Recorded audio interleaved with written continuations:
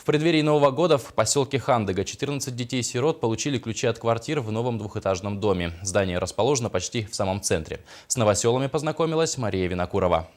Под Новый год в Хандыге 14 детей-сирот из разных сел и поселков Тампонского района получили ключи от квартир в новом двухэтажном доме. В этот дом, построенный до Нового года, немногие успели переехать. После праздников семьи взялись за обустройство своего жилья. Среди первых новых жильцов супруги Алексей Степанов и Анна Сафронова, оба студенты горно-геологического техникума. Она учится на маркшейдера, он на бульдозериста. Молодые только в прошлом году сыграли свадьбу. И отличным подарком стала собственная квартира-студия площадью 32 квадратных метра. Алексей приехал из Мегино-Кангаласского улуса, а его жена Анна – Тампонская, из Крест-Хальджая. Жильцы говорят, что в новом доме самое главное – тепло. Сейчас они заняты уборкой квартир, расстановкой мебели, кто сколько нажил.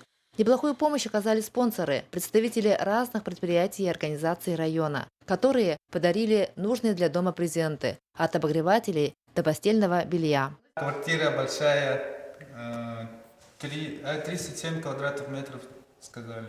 Ну, уютно, светло.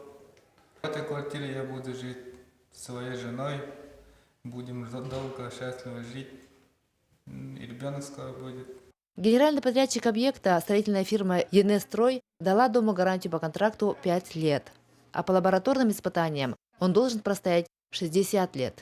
Новоселы рады, что дом находится в самом центре Хандыги. По проекту все квартиры однокомнатные, оборудованы приборами учета, сантехникой. В этом году строительство домов для детей-сирот продолжится, что станет хорошей стартовой площадкой для уверенной, стабильной жизни. Мария Винокурова, Джилтан Толстяков, НВК Саха, Хандыга.